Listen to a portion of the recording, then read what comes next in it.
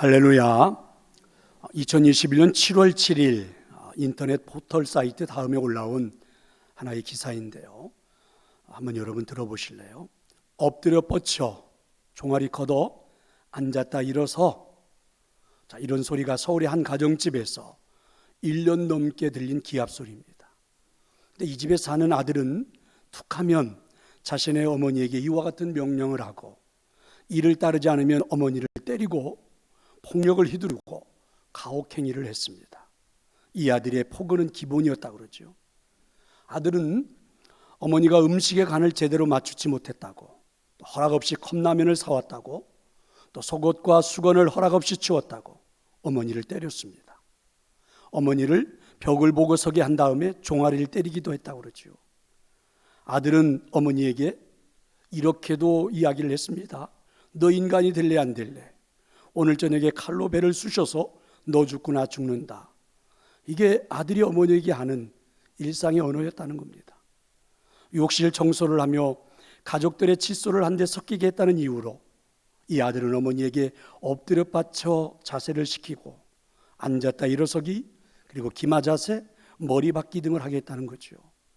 결국 이 아들은 이제 경찰에 넘겨져서 상습 특수 존속상해, 존속학대 혐의로 재판에 넘겨졌습니다. 이 재판을 맡았던 판사는 장기간에 걸쳐 자신의 어머니인 피해자를 학대한 것을 넘어 상습적으로 피해자에게 상해를 가한 것으로 그 죄질이 매우 불량하다 하고 판시를 했는데요. 그러나 피해자인 어머니는요, 오히려 그 자리에서 판사에게 아들의 선처를 호소했다지요. 어머니는 아들의 행위에 어머니로서의 책임이 있다, 이렇게 말을 했고, 아버지도 아들의 범행에 대한 자신의 책임을 통감한다. 아들이 가정과 사회의 구성원으로 올바르게 살아갈 수 있도록 노력하겠다라고 아들의 선처를 호소한 겁니다. 그래서 재판부는 징역 3년에 집행유예 5년을 선고했는데요. 집행유예이니까 결국은 구속을 면한 아들은 다시 집으로 돌아와 어머니와 살게 됐는데, 1년 반 동안 가혹행위를 당한 어머니는 그렇게 또 아들의 폐륜을 자신의 책임으로 여기고 그런 아들을 용서하고 또다시 불행한 삶을 시작했다라는 그런 기사입니다. 왠지 이 기사를 읽으면서 이렇게 슬픈 생각이 드는 건 웬일입니까? 세상이 왜 이렇게 된 것일까? 이게 우리가 사는 세상이란 말인가? 가슴이 답답하기만 하죠. 어쩌면 지금 우리들의 이웃은요, 이렇게 가정이, 또 우리가 일하고 있는 현장이, 그리고 나라가 산산조각이 난 채 살아가고 있는 것은 아닐까? 우리가 사는 시대를 가르쳐서 포스트 모던 시대라고 말하죠. 그러니까 모던이 지나가는 그러한 시대, 그러니까 모던을 우리는 근대, 현대라고 이렇게 말을 하잖아요. 그래서 근대와 현대, 이 시대에 대한 반발 혹은 반성으로 포스트 모던이 시작되었다, 이렇게들 학자들은 말합니다. 이걸 다르게 말해보면 포스트 모던 시대로 모던 시대가 변천되었다, 이렇게 말하는데, 조금 심하게 말해보면 모던, 근대 시대에서 이탈하기 시작한 시대가 지금 우리가 살고 있는 시대다. 그럼 여러분, 흔히 우리가 말하는 이 모던 시대의 특성은요, 합리적인 이성, 도덕적인 보편성을 추구하던 시대입니다. 고대 사회는 신중심의 사회잖아요. 근대가 들어서면서 사람들은요, 인간의 이성이 얼마나 뛰어난데 그렇게 미개인들처럼 신중심으로 살아갈 수 있느냐. 이렇게 해서 여러분, 근대가 이성의 그 합리적인 것과, 그리고 우리들이 얼마든지 신이 없어도 도덕적인 보편성을 가지고도 사회를 유지할 수 있다, 이렇게 시작한 게 모던 시대잖아요. 그런데 어느 날 이 모던 시대로 시작했던 이성이, 그리고 인간들의 도덕적인 틀이 파괴되고 해체되기 시작한 거죠.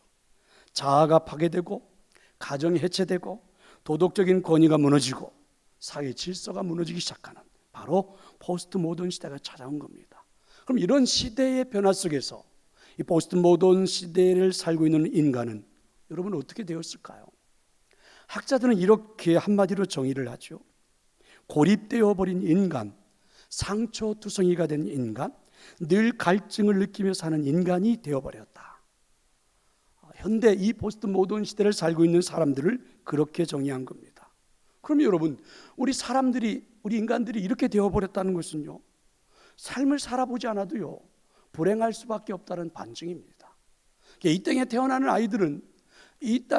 아이들은 모두가 평생을 불행한 인생을 살 수밖에 없다는 이야기죠. 저와 여러분이 아직도 얼마를 더 살지는 모르지만 살아가는 인생의 삶도 행복은 기대할 수 없다라는 그런 반증입니다. 그래서 여러분, 어머니를 학대하는 일은 어처구니 없는 일이 벌어진 거죠. 어머니를 학대하는 이 아들은요, 어떤 아들입니까? 완전히 고립되어 버린 인간입니다.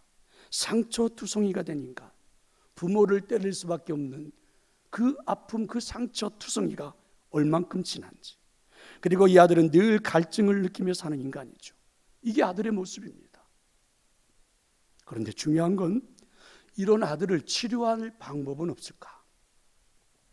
인간다운 인간으로 이 아들을 이끌 수 있는 방법은 없을까?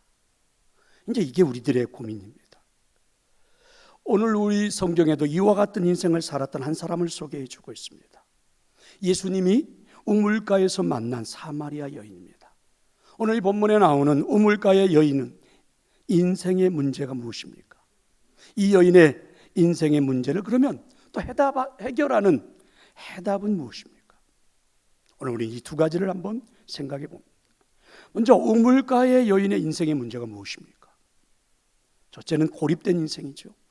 성경에 나오는 이 여인은요, 6절에 보니까 제6시에 우물가에 물을 길러 나왔다 이렇게 말씀하고 있습니다. 이스라엘 시각으로는 6시지만 현재 우리나라의 시각으로 보면 정오 12시입니다. 그 당시 그 사막지대에 살고 있는 유대인들의 모습을 들여다보면 이 12시는요, 이 6시는 가장 더운 시간입니다. 그래서 누구도 밖을 돌아다니지 않죠. 대부분 다 오후 잠을 자는 그런 시간입니다.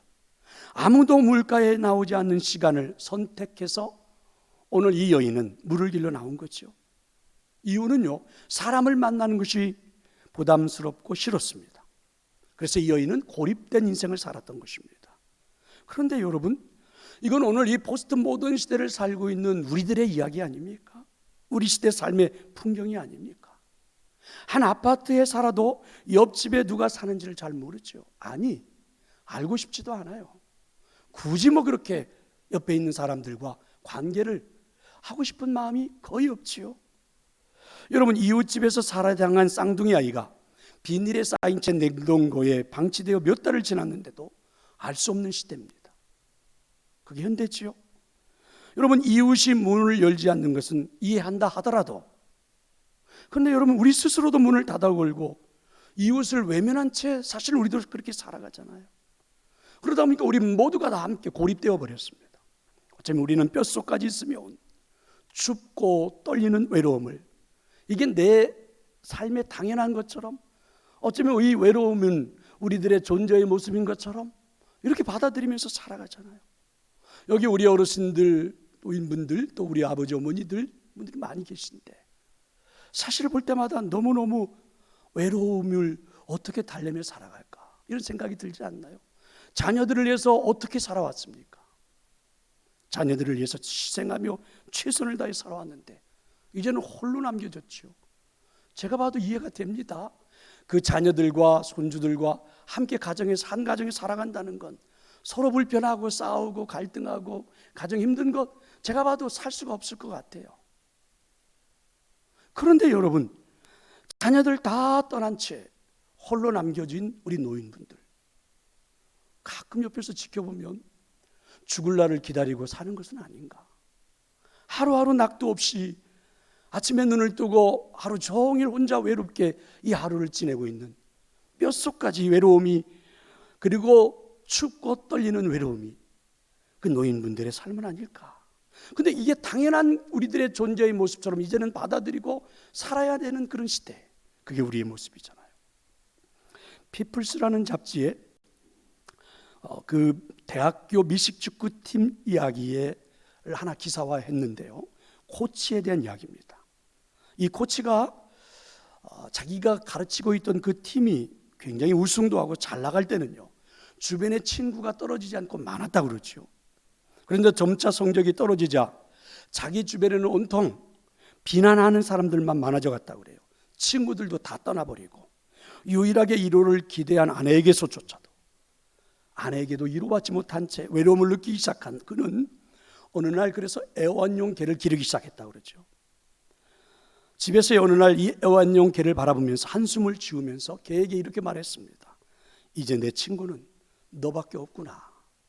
이렇게 녹두리를 널어놓았는데 글쎄 이 개가 막 말을 알아들은 것처럼 꼬리를 흔들어대는 겁니다.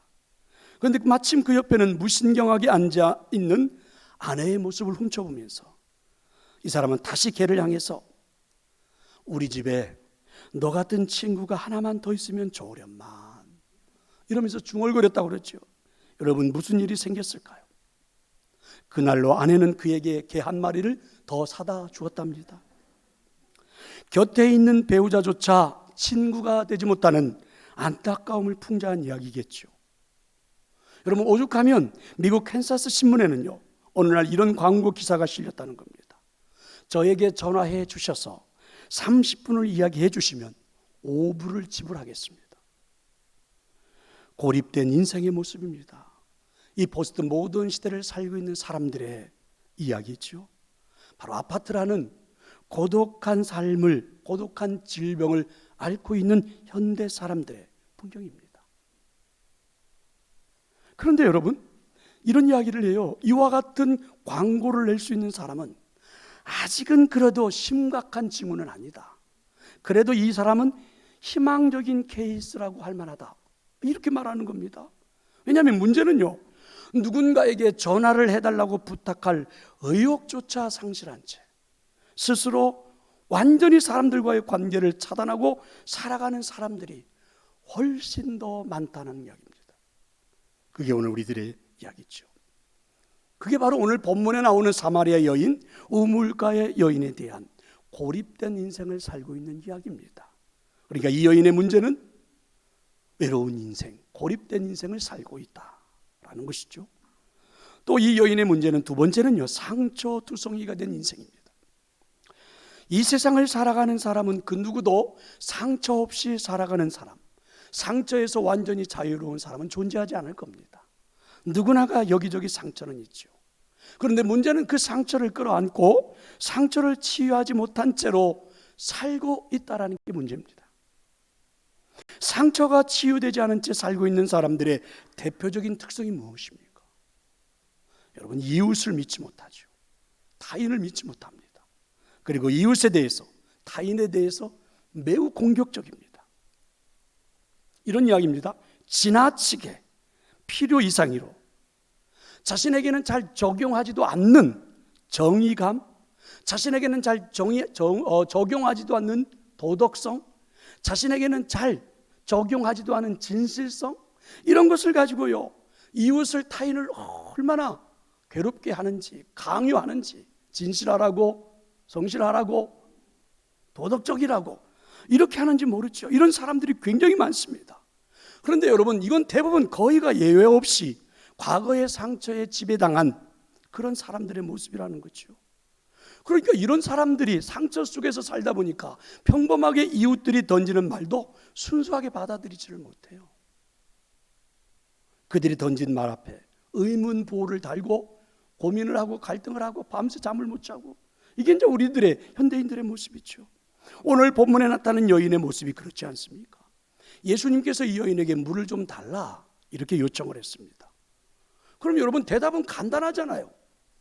줄 수가 있다, 아니면 줄 수 없다, 이렇게 대답하면 되잖아요. 근데 이 여인의 대답을 들어볼래요? 이 여인은 이렇게 말합니다. 9절에 보니까 사마리아 여자가 이르되 당신은 유대인으로서 어찌 사마리아인 나에게 물을 달라고 합니까? 여러분 굉장히 공격적이잖아요. 이 여인의 이야기 속에는 유대인들에게 멸시당해온 사마리아인들이 가지고 있는 역사적인 상처, 아픔, 고통, 이런 게 그대로 표시되어 있잖아요. 아시는 것처럼 여러분 유대인들은요 사마리아 사람들을 멸시했습니다. 사마리아 사람들이 아수르에 의해서 나라가 멸망하고, 아수르가 이 사마리아를 지배하기 위해서 이방인들을 데려다가 혼혈족으로 결혼을 시켜서 만들어버렸잖아요. 그래서 그런 사마리아 사람들을 놓고 유대인들은요 이렇게 말을 했습니다. 사마리아 놈들의 빵을 먹는 자는 돼지고기를 먹는 자와 같다. 유대인들은 돼지고기를 절대 안 먹잖아요. 부정한 동물로 취급하고. 그래서 사마리아 사람들을 유대인들은요, 돼지고기를 먹는 그러한 부정하고 불결한 존재로 생각한 겁니다. 그러니까 여러분, 예수님의 말씀 한마디에 이 여인은 불쑥 내면적인 상처가 튀쳐나온 거죠. 이 여인은요, 할 수 있으면 예수님조차도 피하고 싶은 거예요. 이 여인의 심정은 이런 거죠. 제발 나를 괴롭히지만 말고 그냥 내버려 달라. 심리학자들은요, 포스트 모던 시대에 상처받은 사람들에게서 가장 많이 나타나는 입술로 표현되는 특징이 뭡니까? 나를 내버려 두세요. 혼자 있게 두세요. 이게 이제 현대의 우리 모두의 그렇잖아요. 내버려 달라. 나 혼자 있게 내버려 달라. 여러분, 오늘 주일에 교회 오시면서 밑에서 우리 안내요원들이 친절하게 인사도 해드리고 안내도 해드렸는데 기쁘셨나요? 감동받으셨습니까? 솔직히 이런 거 아니에요. 그냥 내버려 두세요. 뭘 인사하고 뭐 그런 걸 자꾸 주고, 교회 들어와 본당에 들어왔더니 좀 앞에 앉으라 그러고 뭐 이리로 앉으라 그러는데 여러분 다 귀찮지요. 내버려 두시지. 뭘 자꾸 앞으로 하라. 여러분 좀 뒤에 일찍 오신 분들이 뒤에 앉지 말고 앞에 착착 앉아주면 뒤에 오시는 분들이 좀 늦게 사정이 있어서 오시는 분들이 뒤에 앉고 나면 예배 방해도 안 되는데, 앉을 자리가 없으니까 뒤에 늦게 오신 분들이 앞에까지 덜덜 걸어야 되니까 다 시선이 글로 지목되고 예배가 잘 안 되잖아요. 근데 여러분 솔직한 심정이잖아요. 내버려 두지 뭐, 내가 앉고 싶은데. 그래서 제가 안내위원들한테 부탁을 합니다. 내버려 두라. 그냥 앉고 싶은 데 가서 앉게. 왜냐면요, 자꾸 여기 가서 앉으라고 그러면 성질 내고 그분은 예배 시간 내내 설교도 안 듣습니다. 얼굴이 울그락불그락. 이게 우리들의 상처의 모습이죠. 그냥 나를 내버려 두세요. 상처받은 사람들이 안고 사는 인생의 모습입니다. 우물가의 여인은 상처투성이가 된 그 마음을 갖고 살아가는 바로 문제투성이 여성입니다. 이 여인의 문제가 또 무엇입니까? 세 번째는요, 늘 갈증을 느끼며 사는 인생이죠. 오늘 본문에서 예수님과 물길로 온 여인과의 대화에서 갑자기 반전이 일어나는데 흥미로운 부분이 하나 있습니다. 물을 좀 달라, 이렇게 예수님과 여인과의 대화가 이루어지는데 예수님이 갑자기 이 여인에게, 야, 만약에 네가 바로 내가 누구인 줄 알았다면 내게 오히려 너는 물을 달라고 했을까? 그러면 나는 내게 영원히 목마르지 않는 생수를 너한테 줄 수 있었을 텐데, 이렇게 말씀하는 장면이잖아요. 예수님은 이 여인이 목마른 인생인 걸 알고 계셨죠. 얼마나 이 여인이 목이 말랐으면 남편을 5명씩이나 바꿉니까? 얼마나 목이 말랐으면. 여러분, 목마른 인생, 갈증을 느끼는 인생의 특징이 뭔지 아십니까? 한 자리에 있을 수 없다는 거죠. 그래서 애인도 이렇게 막 바꾸는 겁니다. 현대 뭐 비슷하죠. 파트너를 바꾸고, 직업을 바꾸고, 그리고 직장을 바꾸고, 종교를 바꾸고, 그래도 만족이 없습니다. 그래서 결국 인생은 방황이 시작됐죠. 끝없는 목마름, 타는 목마름, 허덕이는 인생. 그게 오늘 이 여인의 문제지만 그게 바로 오늘 우리들의 문제죠. 여러분, 우리 시대의 신데렐라로 여겨졌던 영국의 비운의 여인 다이애나비, 그 여인이 경험한 것도 목마름, 갈증 아닙니까? 본래 이 다이애나는요, 이 영국의 스펜서 백작의 셋째 딸로 태어났다고 그러죠. 심리학자들은 그 여인의 심리 상태를 연구해서 보고하기를, 그녀의 나이 6세 때에 어머니가 자녀들을 버리고 돈 많은 사업가를 따라 나설 때부터 그녀의 목마름은 시작되었다, 이렇게 진단합니다. 부모에게 버림받은 상처, 부모에게 버림받은 분노가 어떤 것으로도 이 여인의 마음에 쉽게 채워지지 않는 갈증을 느끼는 목마른 삶을 살 수밖에 없게 만들었다는 거죠. 찰스 황태자와 결혼했습니다. 신데렐라라고 모든 사람들이 부러워했잖아요. 결혼한 지 얼마 가지 않아서 이 황태자의 바람을 피우면서부터 그녀는 다시 나는 버림받은 그 내면에 그 고독했던 그 모든 것들이 다 되살아났어. 힘든 나날을 살고, 그래서 대리만족에 매달리기 시작했다고 그러죠. 그래서 이 여인은요, 매일매일 머리 손질하는데 5,400달러, 그 600만 원 가까이를 미정원에 가서 한 번 머리 손질하는 데 쓴 거예요. 몸매 관리하고 의상 구입에만 연간 87만 달러, 하나로 7억 5천만 원 이상을 옷 입는 데 사용한 거죠. 그래도 채워지지 않는 이 허전한 마음의 공간을 달래지 못해서 5번이나 자살을 기도했고 거식증에 시달렸고 계속해서 애인을 바꿨습니다. 영락없는 우리 시대의 사마리아 여인이 아닙니까? 그리고 이 다이애나비는 결국은 허무한 종말을 맞잖아요. 그에게 죽음이 찾아오고 맙니다. 오늘 이 본문의 우물가 여인도 갈증을 느끼며 사는 여인, 남편이 5명씩이나 필요했던 인생의 문제를 안고 사는 여인. 그러나 여러분, 이 시대 비운의 여인인 다이애나비와 차이가 있죠. 성경에 나타난 우물가 여인의 이야기는요, 그 종말이 비극이 아닌 해피엔딩이었다는 사실이죠. 그 차이가 무엇입니까? 도대체 이 우물가 여인이 발견한 인생의 그러면 해답은 무엇입니까? 다시 한번 오늘 이 본문에 이렇게 불행한 인생을 사는 이 여인이 발견한, 우물가 여인이 발견한 인생의 해답은 무엇입니까? 의외로 해답은 단순합니다. 아주 단순해요. 예수님을 만났기 때문입니다. 너무너무 단순해요. 이 여인은 그날도 평상시처럼 문제를 안고 죽지 못해서, 맞지 못해서 사람들을 피해 물길로 우물가에 나온 겁니다. 그런데 운명처럼 예수님을 만났습니다. 어떤 남편과도 비교할 수 없는, 어떤 사람과도 비교할 수 없는 예수님을 만난 것이 이 여인이 인생의 문제를 해결하는 해답을 찾은 것입니다. 예수님을 만나는 순간 이 우물가 여인에게 어떤 변화가 왔는지를 주목해 보면 알 수 있잖아요. 우선 사람들을 피해 다니던 이 여인이요, 사람들이 그렇게 많은 동네로 자기 발로 걸어서 들어갔습니다. 사람들을 만나기 시작했죠. 이제 이 여인은 더 이상 나는 고립된 인생을 살지 않겠다, 나는 이제 사람들과 연결된 인생을 살기 시작한다 라는 걸 우리에게 보여주잖아요. 그리고 이제 이 여인은요, 상처투성이를 끌어안고 살아가는 그런 여인이 아니에요. 오히려 자기 상처를 자기가 드러내요. 사람들한테 말하기 시작해요. 오히려 자기 상처를 넘어서서 이웃들에게 여러분도 예수님을 좀 만나세요. 우리로 말하는 복음이죠. 복음을 오히려 말하기 시작하는 겁니다. 이 여인은 더 이상 목마르지도 않아요. 예수님이 말씀하신 것처럼 영원한 생수를 마신 겁니다. 한동안 여러분, 유행했던 세속 유머 가운데 어느 날 변한 여자라는 유머가 있는데 한번 들어볼래요?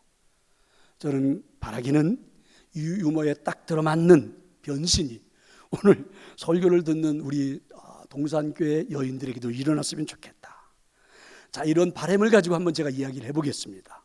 어느 날 변한 여자, 여우 같은 여자에서 여유 있는 여자로, 화난 여자에서 환한 여자로, 따지는 여자에서 따뜻한 여자로, 착각하는 여자에서 자각하는 여자로, 새끼 있는 여자에서 색깔 있는 여자로, 밝히는 여자에서 밝은 여자로, 남들에게 애매기는 여자에서 남들 때문에 애태우는 여자로, 답답한 여자에서 답을 하는 여자로, 빛이 많던 여자에서 빛을 발하는 여자로. 여러분, 일부 예배는 어떤 한 남성이 아멘 하고 크게 소리를 하던데, 그래서 내가 축복을 해 주었습니다. 우리 집사님의 아내는 반드시 그렇게 변할 겁니다, 이렇게 제가 축복을 해 주었는데, 여러분, 우리 남성들 아멘 하고 싶지 않으세요? 아마 속으로 하셨겠지. 정말 놀라운 변화입니다. 우물가의 여인이 이렇게 변한 거죠. 그런데 저는 오늘 이 말씀을 들으면서 이런 질문이 떠오릅니다. 도대체 예수님은 누구실까? 누구신데 이렇게 사람이 변하는 것일까? 도대체 예수님이 누구시기에 이 고립되고 상처나고 목마른 인생, 갈증을 느끼며 살아가는 불행한 이 여인을 한순간에 바꿀 수 있다는 말인가? 오늘 이 본문에 나타난 예수님에 대하여, 그렇죠? 오늘 우리가 읽고 있는 이 본문에 나타난 예수님에 대하여 현대를 살고 있는 우리 이웃들, 평범한 이웃들은 어쩌면 이해할 수 없겠지요. 사람들이 이해할 수 없는 독특한 면모가 오늘 예수님에게서 보이잖아요. 우선 예수님은 이 여인의 모든 것을 알고 계셨다는 것입니다. 예수님이 이 여인과 대화 중에 갑자기 대화의 흐름을 깨잖아요. 물에 대한 이야기를 가지고 있다가 갑자기 방향을 확 바꿔버립니다. 그리고 질문을 던졌을 때 이 여인이 굉장히 당황스러워하죠. 그게 뭡니까? 내 남편을 불러오라. 물을 달라고 하더니 갑자기 남편에 대한 이야기로 화제가 전환되자 이 여인은 굉장히 당황했습니다. 저는 남편이 없습니다. 예수님이 18절에 이렇게 말씀하잖아요. 너에게는 남편 5이 있었고 지금 있는 자도 네 남편이 아니니까 그래, 너의 말이 참 옳다, 맞다. 여러분, 그렇다면 예수님은 분명 인간 이상의 분이라는 거죠. 오늘 우리가 본문에서 느낄 수 있는 예수님은 충분히 우리 사람들 이상의 분. 그래서 오늘 성경은 예수님을 우리에게 뭐라고 말씀해 주십니까? 메시아, 하나님이라고 말씀해 주십니다. 믿으시기를 축원합니다. 바로 이 여인의 모든 것을 아시는 예수님이 이 여인을 찾아오셨다는 거죠. 예수님과 이 여인의 만남이 우연입니까? 예수님과 이 여인의 만남이 우연하게 이루어진 것입니까? 아닙니다. 4절을 보세요. 사마리아로 통행하여야 하겠는지라. 당시 여러분, 사마리아인들을 경멸하던 유대인들은 절대로 사마리아 땅을 지나지 않았습니다. 오히려 여러분, 사마리아 땅을 지나지 않고 다니기 어려운 요단강 줄기를 따라 1시간, 2시간 시간이 걸려도 괴롭고 힘들어도 절대로 사마리아 땅을 지나지 않았던 유대인들이에요. 그런데 예수님은 그 땅을 반드시 통과하시겠다는 겁니다. 왜 그렇습니까? 이 여인을 만나기 위해서였던 것입니다. 그래서 예수님은 의도적으로 이 사마리아 땅에 들어오셨고 우물가에 먼저 도착하셔서 이 여인을 기다리고 계셨던 것입니다. 그렇다면 여러분, 이 만남이 우연한 만남입니까? 아니에요. 바로 운명적인 만남이죠. 성도 여러분, 그렇다면 오늘 여러분이 이 자리에 초대받아 이 자리에 오신 것이 우연입니까? 2021년 10월 31일 오전 11시 여러분의 발걸음을 움직여서 분주하게 모든 일상의 것들을 포기한 채 여러분 예배하는 이 자리로 나온 여러분이 우연히 나오신 것입니까? 저는 아니라고 생각하죠. 오늘 이 자리로 여러분이 나온 것은 예수님을 만나는 운명적인 시간이 아닐까요? 만일 나를 만나시고자, 만일 여러분을 만나시고자 오늘 예수님이 이곳에 나를 오게 하셨고 지금 나를 기다리고 계신다면 어떻게 하시겠습니까? 여러분의 모든 것을 아시는 그분 앞에 솔직하시겠습니까? 이렇게 말입니다.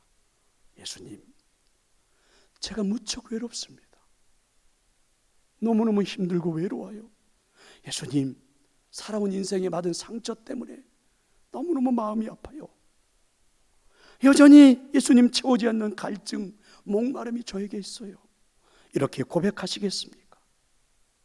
예수님, 저한테는 이제 주님이 필요합니다. 제발 저를 좀 구원해 주세요. 이렇게 구하시겠습니까? 바로 지금 이 순간 이 자리에서 고백하고 싶지 않으세요? 성경은 지금이 은혜 받을 만한 때요, 바로 지금이 구원의 날이로다, 이렇게 말씀하시잖아요. 지금 나의 모든 것을 아시는 하나님, 구주이신 예수님이 지금 내 앞에 나를 이 자리로 인도해다 놓으시고 나를 만나고 있다면 여러분, 그 예수님 앞에, 그 하나님 앞에 여러분의 마음을 여십시오.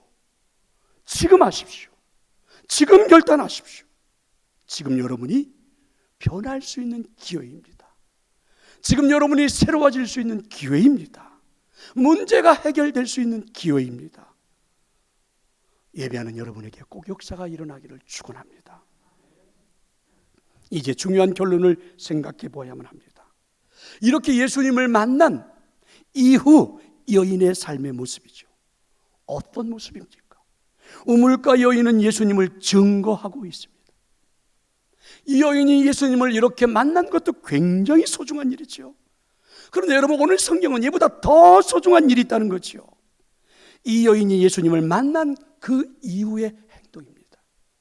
이 여인이 예수님을 만난 후 즉시 행동하기 시작했는데 그 행동의 모습이 가장 중요하다는 것입니다. 오늘 저와 여러분에게 가장 필요한 일입니다. 예수님을 만나고 예수님으로부터 새로운 삶을 시작받은 우리가 여전히 지금 이 인생을 살고 있는 우리에게 가장 필요한 것은 지금 이 여인의 모습에서 느껴야 합니다. 28절과 29절, 여자가 물동이를 버려두고 동네로 들어가서 사람들에게 이르되 내가 행한 모든 일을 내게 말한 사람을 와서 보라. 이는 그리스도가 아니냐. 여기 여러분, 물동이는요, 이 여인이 먹고 살아가는 일상의 삶을 누리고 살아가는 좋은 삶의 방편의 모습이 물동이지요. 그런데 그 물동이를 버려두고 마을로 들어갔습니다. 마을은 사람들이 모여 사는 것이죠. 여인은 그동안 사람들을 회피하면서 살아왔는데 오늘 우물도 사람들이 없는 시간대를 찾아 나왔는데 오늘 이 여인이 예수님을 만난 후에는 동네 사람들에게로 들어가서 그것도 소리를 쳤습니다. 자신을 그동안 소외시켰던 대상자들이 동네 사람들이잖아요. 자신을 그동안 왕따시켰던 사람들이 동네 사람들이잖아요. 내 인생에 늘 원망의 대상자들이었던 사람들이 동네 사람들이잖아요. 그런데 그들에게 다가가서 이 여인이 소리치기 시작합니다. 내가 행한 모든 일을 내게 말한 사람을 와서 보세요. 이는 그리스도가 아닙니까? 여러분, 이렇게 소리치고 있는 이 여인의 모습에서 우리가 느낄 수 있는 게 무엇입니까? 이 여인이 가지고 있는 편견, 소외감, 원망이 다 사라져버린 것처럼 보이지 않나요? 이 여인은 이제는 정말 옛날의 모습이 아닌 아주 너그럽고 이해심이 많은 여인의 모습으로 보이지 않나요? 자신이 그렇게 불행했던 삶, 죄악의 삶을 살았던 자신의 인생을 다 이해하고 해결한 사람처럼 보이지 않나요? 오히려 이 여인이 내가 이렇게 달라졌습니다. 내가 이렇게 새로워졌습니다. 나에게는 이런 행복이 있습니다. 당신들도 와서 한번 보시고, 당신들도 와서 한번 보시고 한번 그렇게 살아보세요. 이렇게 소리치고 있는 것입니다. 39절의 말씀이죠.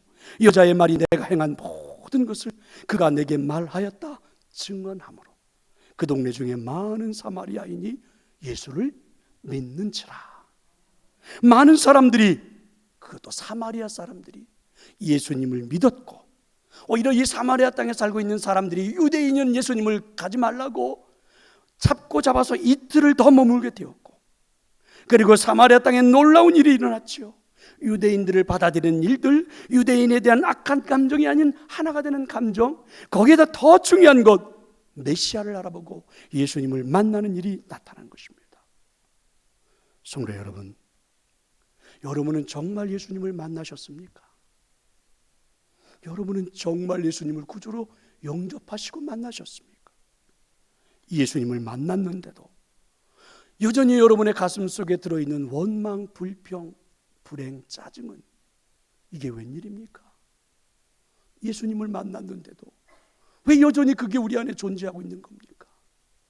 예수님을 만났는데도 왜 우리는 그 삶에서 벗어나지 못하는 것입니까? 이 여인은 한순간에 다 벗어나는데 문제가 무엇입니까? 행복을 누리지 못하는 것이 무슨 이유인지, 왜 여전히 우리의 가슴에 이런 아픔을 가지고 살아가는지 오늘 이 우물가의 여인이 우리에게 말해주고 있지 않나요? 이게 문제라고. 인생의 문제는요, 예수님을 만나면 해결되는 줄로 믿습니다. 예수님을 만난 인생의 문제가 해결되었다면 우리 안에서 그 문제가 치유되는 역사는요, 오늘 이 여인이 말해주잖아요. 내가 만난 예수님을 내 입으로 직접 사람들에게 말할 때, 설령 그것이 부끄러운 과거라 할지라도 말할 때 치유의 역사가 나타난다고 이 여인이 말해주잖아요. 인생의 외로움도, 상처투성이의 마음도, 늘 갈증을 느끼고 살아가고 있는 세상의 것들에 대해서 이 여인은 이렇게 치유받는 겁니다. 이렇게 달라지는 겁니다. 이렇게 행복해지는 겁니다라고 우리에게 말해주잖아요. 성도 여러분, 오늘은 10월의 마지막 주일이기도 하지만 마지막 날입니다. 어쩌면 오늘 하루 종일 이용의 노래가 판을 치겠죠. 여러분도 한번 부르겠지요. 그런데 여러분, 그 노래보다는 한 해를 돌아보는 인생의 열매, 여러분이 살아온 인생의 열매를 돌아보며 오늘 하루를 보내보는 건 어떻습니까? 인생의 문제는요, 내가 만난 예수님을 내 입으로 말할 때 해결된다는 하나님의 음성입니다. 우리가 놓친 게 바로 그거죠. 우리는 전도에 대해서 너무 오해했습니다. 교회를 부흥시키고 교회를 성장시키고 더 많은 사람들이 숫자가 늘어나고, 그래서 우리는 그게 전도라고 생각해서 소홀히 했고 소극적으로 대했고, 우리는 거들떠보지도 않았고, 평생을 살아도 한 명을 누군가에게 전도해 본 적도 없는 인생을 살면서도 마치 당당한 것처럼 살아가고 있는 우리에게 문제는 바로 그거였어요. 여러분, 전도는 그런 의미가 아니었어요. 오늘 이 여인이 말해주잖아요.